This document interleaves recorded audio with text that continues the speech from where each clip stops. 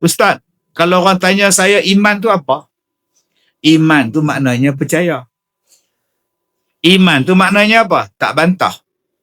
Iman tu maknanya setuju. Iman tu maknanya apa? Baik. Iman tu apa dia? Buat dengan penuh keyakinan. Untuk apa? Untuk Tuhan. Sebab tu Allah Ta'ala sebut sifat-sifat orang yang beriman ni, tuan-tuan. Penuh dalam Quran. Tadi Imam baca suratul Anfal. Balik sekali lagi semak suratul Anfal. Awal-awal surah Anfal, di akhirnya itu Allah Ta'ala sebut pada penghujung rakaat yang pertama dan penghujung ayat yang kedua, rakaat yang kedua, Allah Ta'ala sebut ayat yang dibaca oleh Tuan Imam tadi. Siapa orang yang beriman yang sebenarnya? Siapa dia? Allah sebut tu. Orang yang beriman yang sebenarnya. Alladzina yu'minuna haqqa. Siapakah orang yang beriman dengan sebenarnya? Maka Allah mencirikan sifat-sifat dia.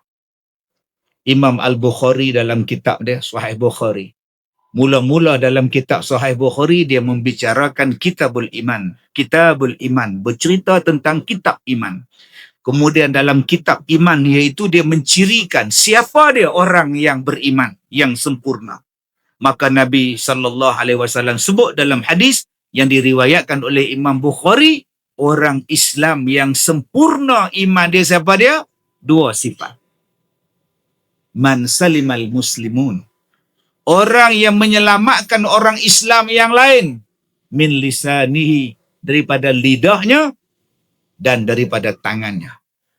Siapa orang iman yang paling sempurna sekali? Siapa orang Islam yang paling sempurna sekali? Awal-awal dalam kitab itu, Imam Al-Bukhari menggariskan hadis yang Nabi sebut. Apa yang Nabi sebut? Dua sifat orang yang beriman. Pertama, orang yang jaga lidah.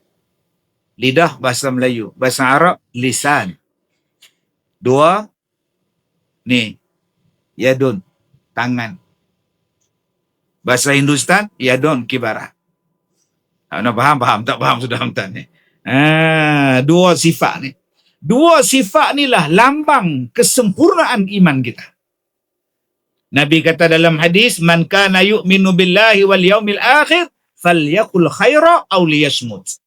Siapa yang beriman pada Allah, siapa yang beriman pada hari kiamat, maka hendaklah dia bercakap benda yang baik. Kalau tak ada benda yang baik dia nak cakap, diam saja.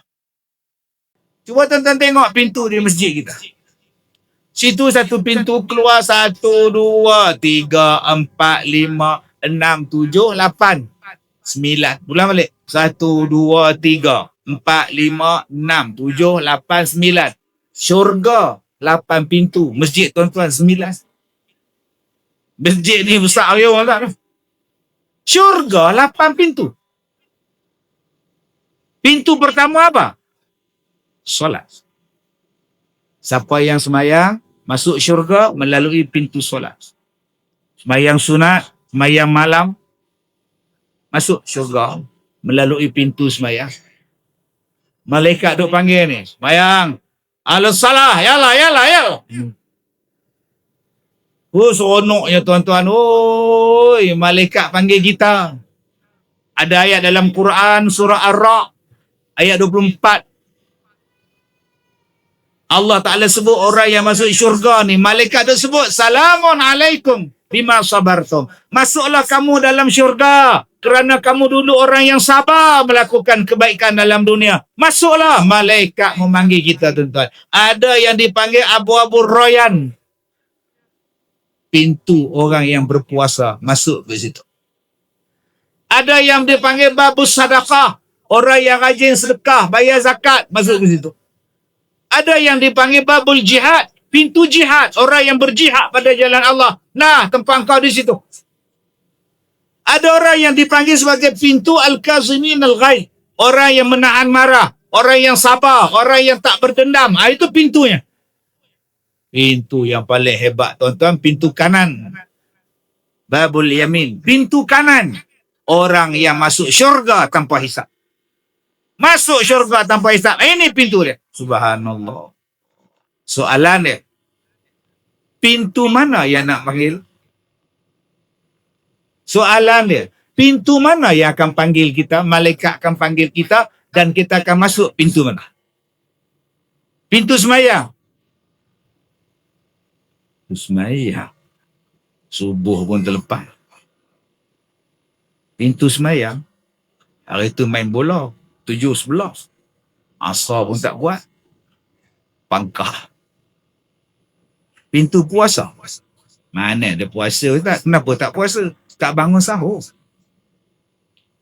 Kenapa tak bangun sahur menghalang awak puasa? Saya tak boleh Ustaz. Tak makan sahur, saya kebula Ustaz. Potong lagi. Abu-abu zakah. Abu-abu apa nama sedekah. Ada awak sedekah. Saya tak pernah sedekah Ustaz. Zakat pun tak pernah. Hari itu tabung masjid lalu depan saya berbuat tidur Ustaz. Bukan orang sinilah, di Afrika. Sudah.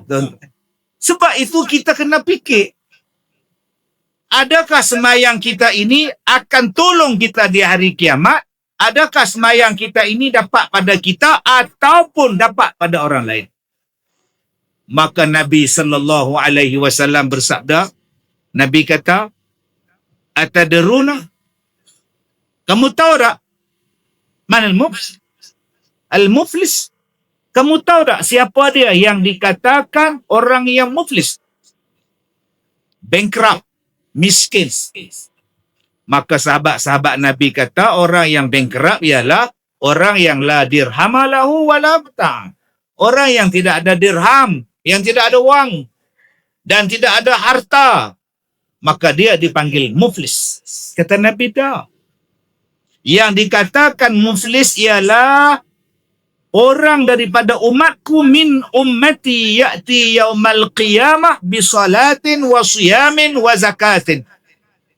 Umat aku yang datang kepada Allah di hari kiamat membawa pahala sembahyang, membawa pahala puasa, membawa pahala zakat. Tetapi dalam masa yang sama, wa ya'ti qad satama hadha, qad syatama hadha. Dalam masa yang sama dia bawa dosa juga. Apa dosa yang dia bawa? Syatama hadha.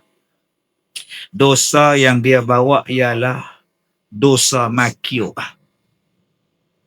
Dalam masa yang sama pula dosa yang dia bawa apa dia? Wa qadhafa hadha. Memfitnah orang.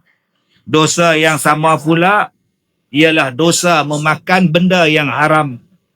Dan dosa yang dia bawa juga ialah menumpahkan darah orang, memukul orang, wa daraba hadha.